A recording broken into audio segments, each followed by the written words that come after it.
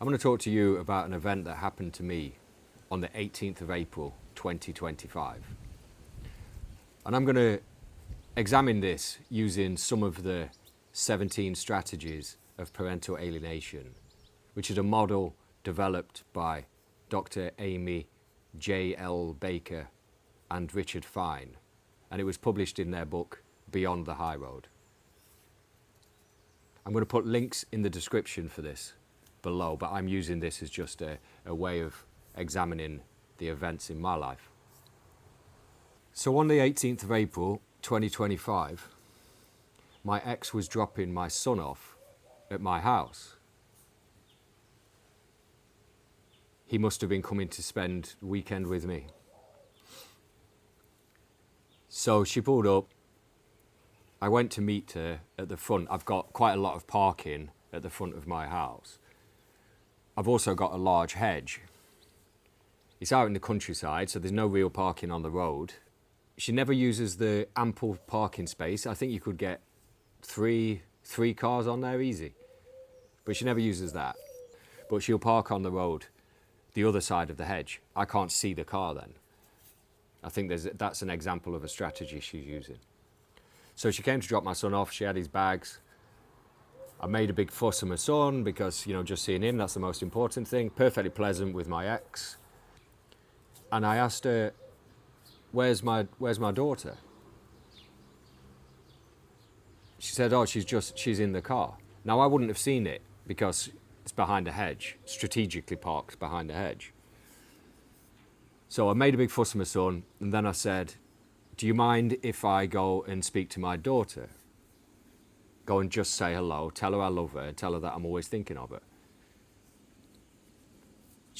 My ex seemed reluctant, but she was like, yeah, fine, yeah, okay. And so I walked off round the other side of the hedge, and there's the car, and my daughter sat in it. Once she saw me coming, she immediately broke down into hysterical crying, completely terrified by my presence. I've never been in any way abusive. I've never even shouted at my kids.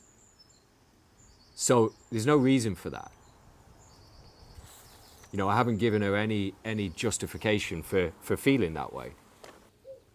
So I opened the door and I said, look, don't worry, don't cry. I've just come to say hello. I haven't seen you for a long time, and I just want you to know that I love you and I'm always thinking of you. And that was it. She was so upset. I didn't want to cause her any more distress. So I closed the door. It's at that point then that I realized that my ex was there next to me. It was totally silent. She just seemed to I think she floats like Dracula, And she just appeared next to me. The door was closed. My daughter couldn't hear it. And as I turned to walk away, I said quietly, you've done a real number on her. And I went back inside, and myself and my son got on with our weekend.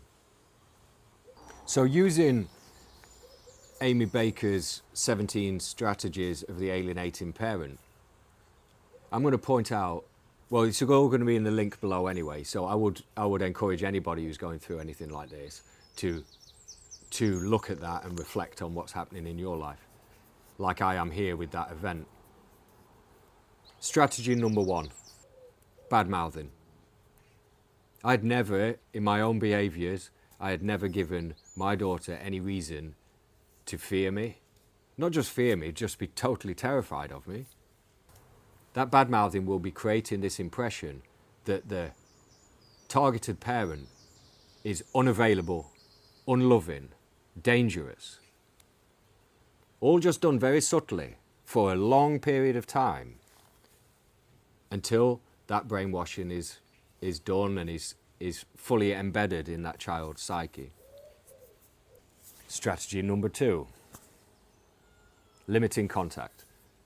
Here the alienating parent is going to be interfering with one-to-one time that you'll have with your children. For example, old Nosferatu turning up next to you while this one chance where you speak to them. There's an example. Strategy number 2, tick. We've ticked number 1, we've ticked number 2, all in this one event. Strategy number 8 creates the impression that the targeted parent is in some way dangerous Well, just my presence coming up to that car, she was absolutely petrified, hysterically petrified. I've given her no reason, I've given neither of my children any reason to be scared of me. So there is a manipulation and a brainwashing. I know what that's been going off. I always know this is what's happening. The thing is about alienating parents is they're not very self-reflective. So it becomes kind of, once you learn enough about it and you start to read around it, it becomes kind of much easier to predict what they're going to do next. Cluster B personalities, they don't ever see themselves as wrong. So they don't really have the scope for self-reflection. There was another part of what happened that day. You'd call it a narrative trap.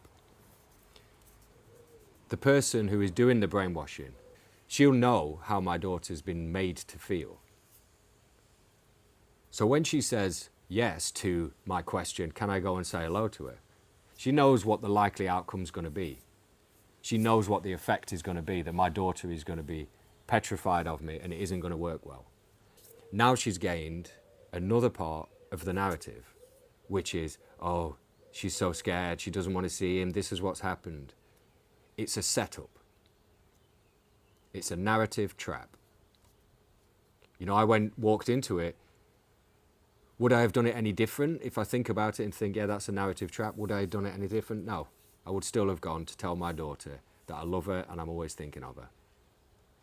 But that's how it was being used by the alienating parent. Old Nosferatu here, that's what she's doing. If you've come to this channel, the likelihood is that you are a targeted parent in parental alienation.